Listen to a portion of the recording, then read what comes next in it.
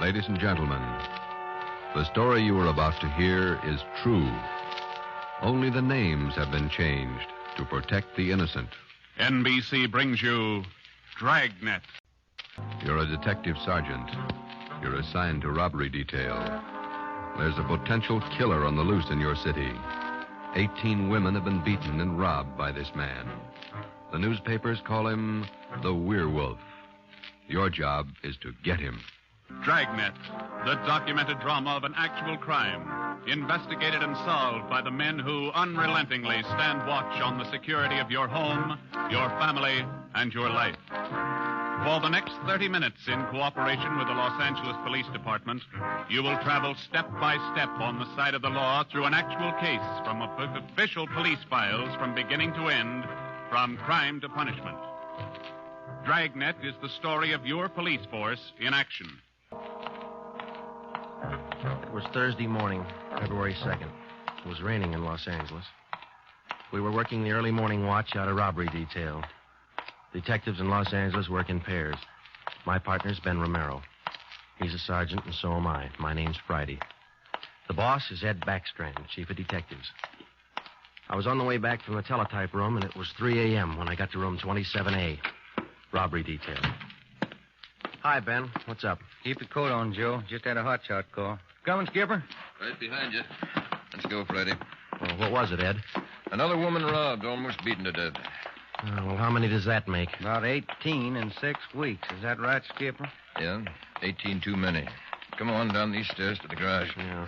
What about that suspect we had, Ed? You mean Martin? Yeah. Had to release him this morning. But I got a good tail on him, Henderson. Yeah. We got any report yet? Nothing definite to hold him for. Here's the garage. Let's hustle it. Right. Then if this isn't Martin's job, Skipper, and he's not the right man... Then we start all over again, and we work night and day till we find the right man. Here's the car. Let's go. Ben, you drive, huh? Yeah, all right. How do the victims describe this guy, Ed? Pretty sketchy. Supposed to be tall, dark, long black hair. Last woman said he had a face like an animal. Something like a dog. Or a wolf. A wolf? Yeah. She said something like a werewolf. Something like a werewolf. Well, he almost had to be that, judging from the way he operated. He was either an animal or a raving maniac. One thing we were sure of, he was smart and he was dangerous. For almost 2 months, he'd prowled the streets in a stolen car in the early morning, usually between 3 and 5 a.m. And the victims were always lone women, most of them waitresses, coming to work or going home. He dragged them into the car, robbed them, beat them until they were unconscious, and then throw the body out into the street. That's just what we found when we pulled up to the curb near the corner of 8th and Grand. One cruiser car was already there, and so was the ambulance. About a dozen people were standing around looking at the crumpled figure of a woman sprawled out on the sidewalk. 2 officers were talking to the only witness, a thin, sallow-faced newsboy. His story didn't give us much to go on. Like I was telling these cops, or these officers, sir, I was walking up 8th Street on my way home as usual when I see this blue Chevy sedan pull up down the block there a little way and dump out the dame's body. Well, actually, I don't know what to think. You get a look at the license plate? Well, no, I didn't. Tell you the truth, I could hardly keep from... Well, I was just plain scared. Well, what did you do after you saw him throw the body out, son? Well, I just stood there for a minute, and the fellow in the car drove right on past me. Did you get a look at him? Yeah, I sure did. How close were you when he drove past? Well, now, it couldn't have been more than, 8 or 10 feet away. I was right over there by the street light near the curb. Would you know this man if you saw him again? I don't know about his height or his build or his weight, but, mister, his face I'll never forget. Why do you say that? It was just like the paper says about him. Right here on the front page. Here, read it. See? Woman says the attacker looked like werewolf. That's all the newsboy could tell us. The suspect drove a blue sedan. He had a face like a werewolf. We covered the neighborhood for clues, and we questioned a dozen people, but we got nowhere. We took the witness's name and address, and we drove down a couple of blocks to an all-night gas station. 14-hour off the Metropolitan. I'm going in here and call the office and see if Henderson's called in on Martin. We might still have a suspect. Right, Skipper. 13-hour off the Metropolitan. Looks as mad as a wet hornet, doesn't it, Joe? Yeah. Did you get a good look at that woman's face when they moved her in the ambulance? Yeah. Sure does like to mess him up. Oh, I don't know how we're going to get him, Ben, but we better do it fast. Next time, it'll probably be murder. Oh, here comes the skipper, Joe. Uh-oh. Doesn't look good. What is it, Ed? Just talked to Henderson. He tailed Martin to a bar in Long Beach. He hasn't been out of his sight for 2 minutes since yesterday. Martin's clear. And we're right back where we started. Yeah, with one more half-dead woman in the hospital. Well, how about that stolen car, Skip? Wait a minute. Victim of Get that 211 radio and up. attack. Okay. Code 3. Ambulance dispatched. Code? Attention, all units. On Grand Avenue between Venice and Washington, a woman, victim of robbery and attack. Code 3. Ambulance to task. Code 3, red light and siren. Come on, Friday, let's roll.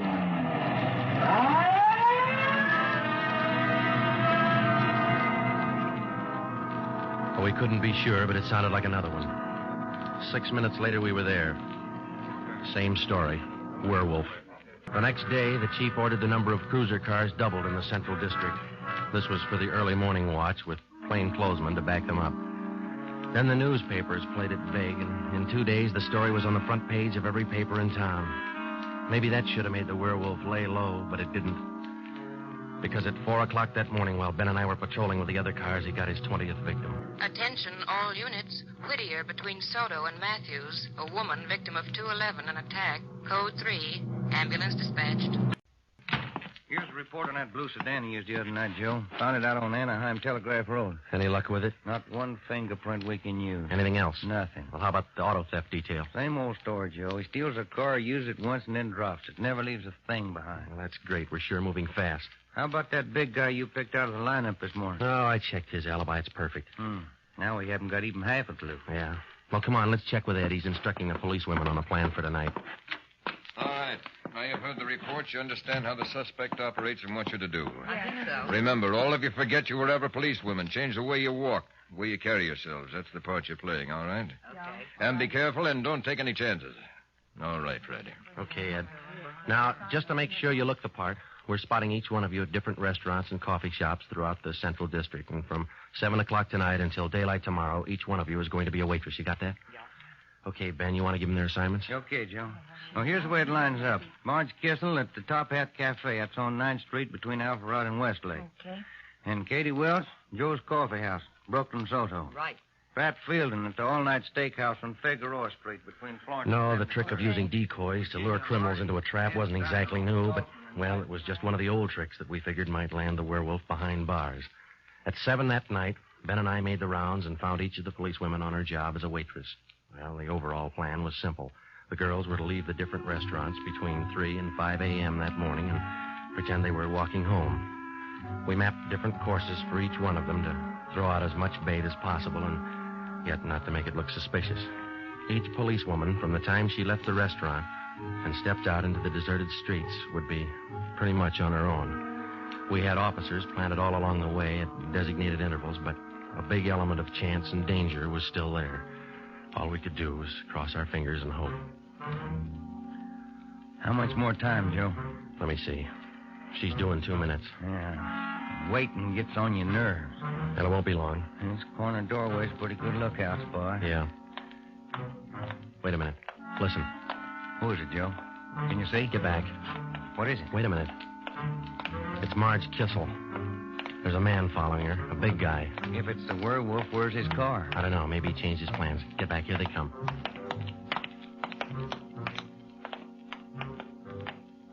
You get a look at him, Joe? Oh, pretty good. Not too suspicious. Might be coincidence. Well, I got a pretty good lead. Come on, let's go. Stay back in the shadows.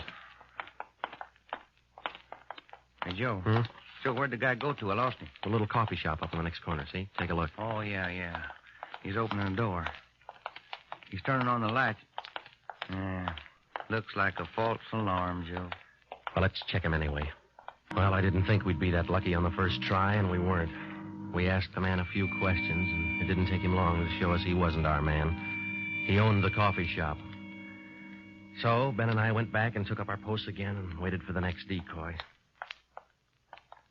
We covered that 10-block course 6 times that morning, back and forth, following the bait, but it was almost as if the guy could sense a trap. Not once did we get a nibble. By the time our last decoy finished the route, it was almost daylight. Joe, I never was so glad to see that sun come up in my whole life. My feet feel like they're puffing right up out of my shoes. Yeah, me too. Come on, let's get over to the car and check on the other squad out in Boyle Heights, huh? Oh. Hit the radio, will you, Ben? Yeah. Joe, there must be some easier job on the force than this. Yeah, you and me both. Now, let's see what happened to the others, huh? 80K to Unit 104K. Come in. 104K to Unit 80K. Go ahead. 104K, this is Friday. You do any good out there? This is Miller. I'll call Curtis. Stand by. 80K to 104K, Roger. What do you think, Joe? Maybe a bite? I don't know. Oh, this guy seems to work like a mind reader. Well, he can't win all of them. 104K to Unit 80K. This is Curtis. Go ahead. This is Friday, Al. How'd you do out there? Any luck? Just checked in the last gal, Joe. 80 Welch, not a sign. Okay, Al. Have the men check in. 80K clear. KGPL. Okay, let's go, Ben. When we finally got back to the office that morning, both Ben and I were ready for some sleep, but it didn't look like we were going to get it. We just about finished going through the overnight reports for some kind of a lead when the phone rang. Robbery Friday. Hi, Joe. This is Wilkerson, auto theft. Hi, Wilkie. You got something for us? Not much, Joe, but it might work into something. Just got a report in on a pair of stolen license plates. Oh? Yeah. I'm not much of a hawkshaw, but I figure there's just a chance it might be your werewolf boy. How come? I don't know. Maybe just a hunch. After 13 years in this business, you get to know thieves pretty well. Sometimes you got to even think like them. Okay, Wilkie, thanks. We'll check by in a couple of minutes. Right, Joe. What do you have to say? Pair of license plates stolen last night. Wilkie's got a hunch it could have been our man. Well, might be an angle, Joe. If that werewolf guy'd hang on to one car long enough, we'd have a chance at him. Oh, he's too smart for that. I don't know, Joe. Sooner or later, he's going to make a mistake. Yeah. Come on, let's check with Wilkie. Well, we checked with Wilkerson. We got the best piece of news we'd had in days. On the average, 95% of stolen cars are recovered or located within 24 hours. In the remaining 5%, Wilkerson, by a simple process of elimination, narrowed down the number of cars the suspect might be driving. Wilkie figured 6 cars. There they are. Now, I bet you if you picked up your man tonight, he'd be in one of these cars. Let me see, huh? 2-door black sedan, yellow convertible, another sedan, green, blue coupe, black coupe, and a gray convertible. Well, that's good work, Wilkie. At least we got something to look for now. Yeah, you're right, Joe. Wilkie, you got the numbers of those stolen plates you're talking about? Yeah, right here, Ben. They're already on the hot sheet. Good. Keep us posted, huh? As usual, Ben. See you later, Wilkie. Well, that's a good break, Ben. Something to keep us busy tonight. Tonight? What do you mean? We're setting another trap. Same thing as last night. Same police women, same everything. Well, only this time let's hope he steps into it. You know, Joe, this werewolf character's getting me mad. That night, we followed in our own footsteps. We planted the policewomen decoys in 3 separate districts, and a few minutes before 3 a.m., our squad of men took up their positions. The same policewomen went to their waitress jobs in the same restaurants, and Ben and I and the rest of the men stood in darkened doorways or empty filling stations or whatever cover we could find. And we waited and waited. What time is it, Joe? Let me look. 4:30. Oh, thank you. Any sign, Joe? No, nothing yet. Come on, stay in the shadows. That's the way it went all through the early morning. The same plan over and over again until daylight. Ben and I'd check in at the station, go over the late stolen car reports with Wilkie, catch a few hours sleep at home, and then come back and do it all over again. The next night, and the next morning, the night after that, and the morning after that. 5 days later, Ben and I were ready to call it quits. I'll admit it, Joe, I can't figure. The guy's either psychic or else he can smell a cop a mile away. Yeah, well, at least we got that stolen car angle left. Did you check with Wilkie yet this morning? I'll give him a call now. All right.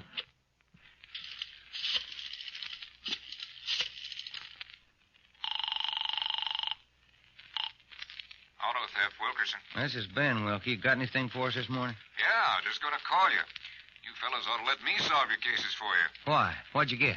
The boys picked up 3 of those 6 stolen cars since late yesterday. Great. Now, what does that leave us with? Well, here are the 3 still missing. Yeah.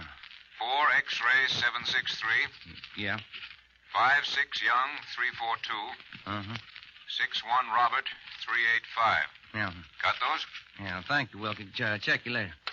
Good news? Remember those 6 missing cars? Yeah. Wilkie says the boys found 3 of them since late yesterday. Here's what's still out. The blue coupe, the yellow convertible, and the gray convertible. Yeah. Well, this feels like the right track for a change, Ben. Friday, Romero, got a minute? Sure thing, Skipper. Come on, Joe. What do you got, Ed? Woman out in Hollywood just called in with this.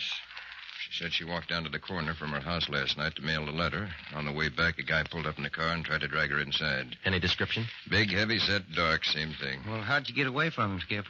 She said she started running as soon as he made a motion toward her.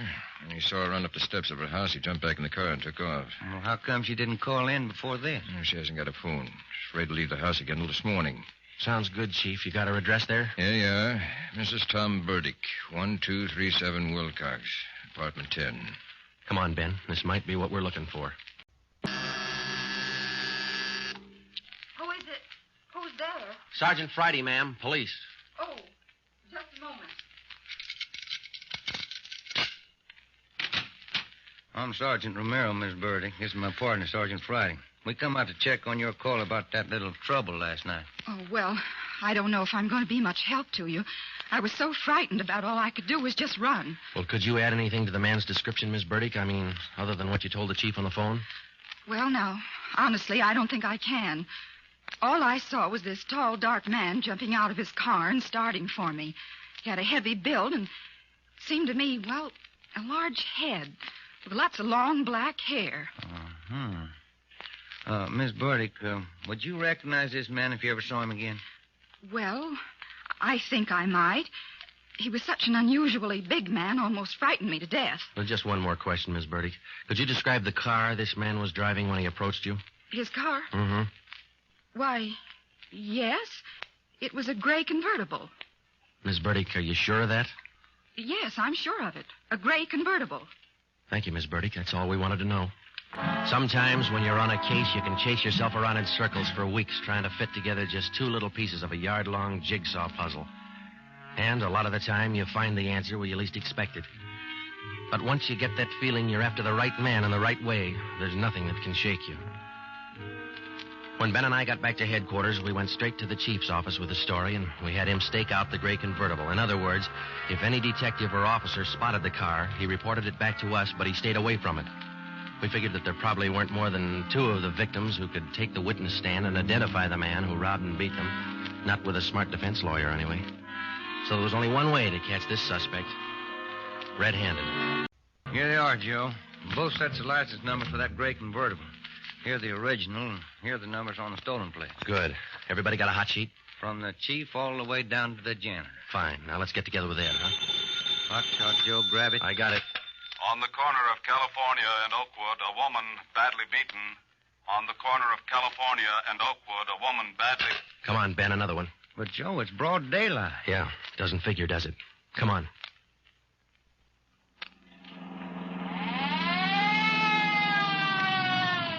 That vacant lot over there, Joe.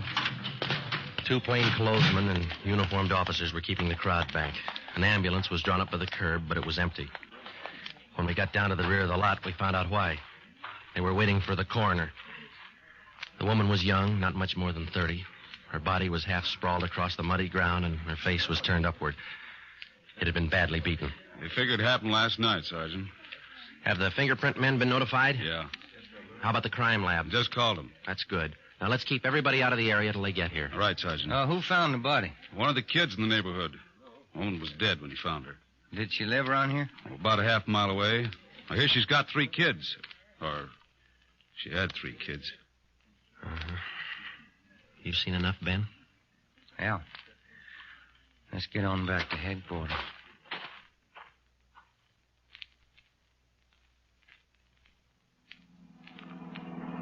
All the way back to headquarters, Ben and I planned our next move. And by the time we got to Ed Backstrand's office, we knew exactly what had to be done.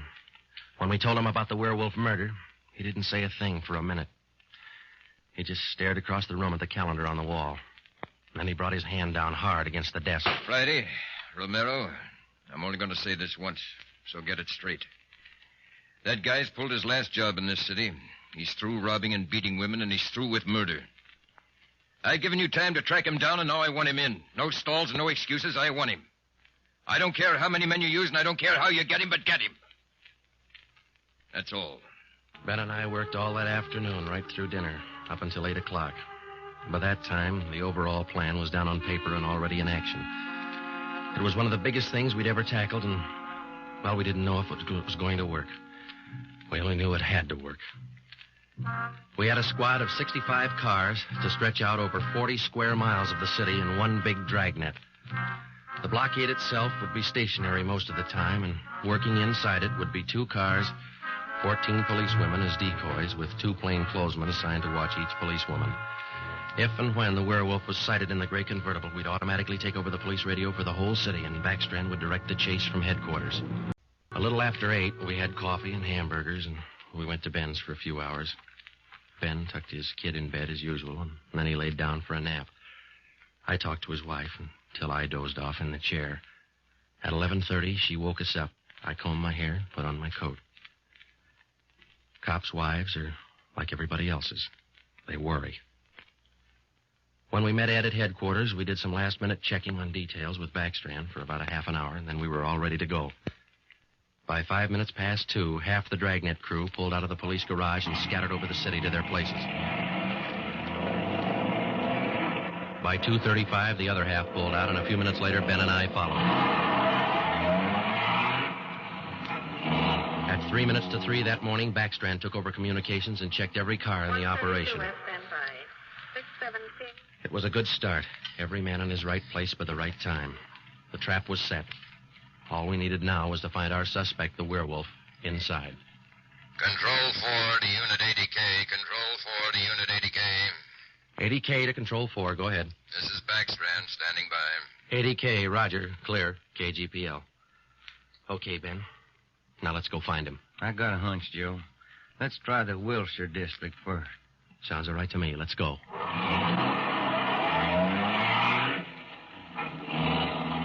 For the first hour and a half, we raked the Wilshire district back and forth. Not a sign.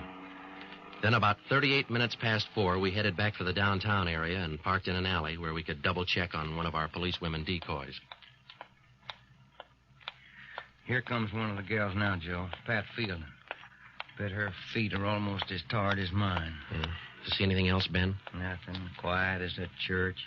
No, wait a minute. Car just turned the corner. Heading up in the same direction she is. Joe. Joe, it's slowing down. Wait a minute. It's pulling up beside her.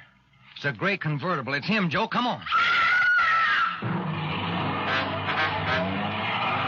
Ben, get down. He sees us. He's got a gun. You all right, Ben? Yeah, look at that guy take off. 80K to Control 4. 80K to Control 4. We've spotted the suspect. He's driving a gray Ford convertible. License 61 Robert 385. Suspect's headed east on Olympic from Alameda, driving without lights. Suspect is armed. He had a fast car, and he knew how to drive it. We almost lost him twice. 2 minutes after we sighted him, Backstrand took over full radio control. Control 4 to Unit 80K. Your location? 80K to Control 4. We're traveling at a high rate of speed, headed east on Olympic, crossing Soto Street. Control 4 to all units. Stand by.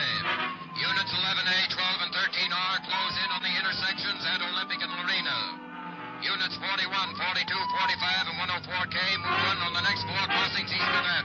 To the north and south, units 105K, 14A, 17R, 43T. Block all main arteries.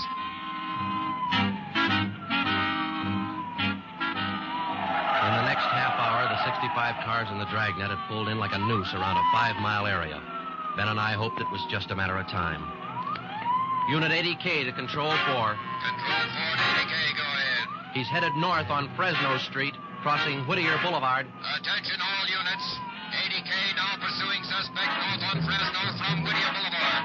Units 15, 105K, 11R, and 18A block off the intersection on Fresno and 4. Hey, Ben, up there ahead. What's he trying to do now? Look, he's turning around. Yeah, and he's coming right for us. Watch it, Joe. Look out. Pretty close. 80K to Control 4. Control 4 to 80K, go ahead. Exchanging shots with suspect. Watch it, Ben. Here he comes again. Sure likes to use that gun, doesn't he? Sure does. Hey, Joe, look. Look, he's turning east. He's running for Hollenbeck Park. Yeah, 80K to Control 4. Control 4, go ahead. Suspect just drove up over curb and into Hollenbeck Park. Control 4 to all units. Control 4 to all units. Converge on Hollenbeck Park. Suspect is in the park. He's armed. Use caution. Code 3.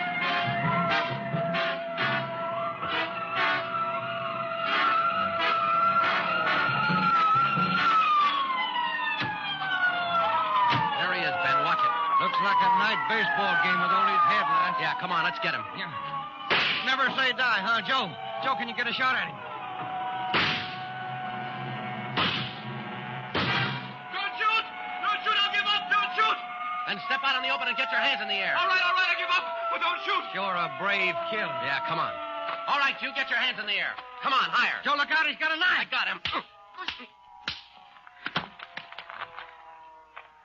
Joe, those women were right. He does look like a werewolf. Yeah. You got your handcuffs? Yeah.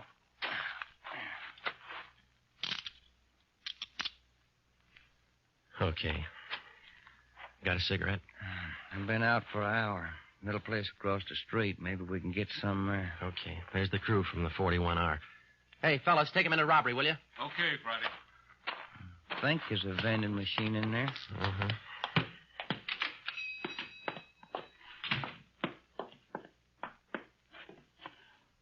Say, you got some change for the cigarette machine, mister? I think so.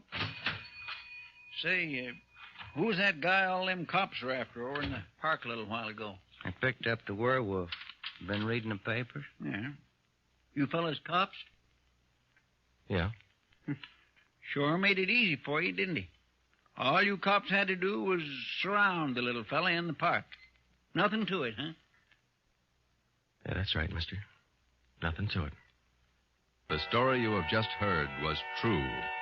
Only the names were changed to protect the innocent. Walter Barton, known as the Werewolf, was tried and convicted and is now serving a full life sentence at the state penitentiary. This has been Dragnet, the third in a new series of authentic cases from official files. Technical advice for Dragnet comes from the office of C.B. Horrell, Chief of Police, Los Angeles Police Department. Tonight's program is dedicated to Sergeant Mario Victor Dairo of the Los Angeles Police Department, who, on the morning of January 1st, 1943, gave his life so that yours might be more secure. Dragnet came to you from Los Angeles. This is NBC, the national broadcasting company.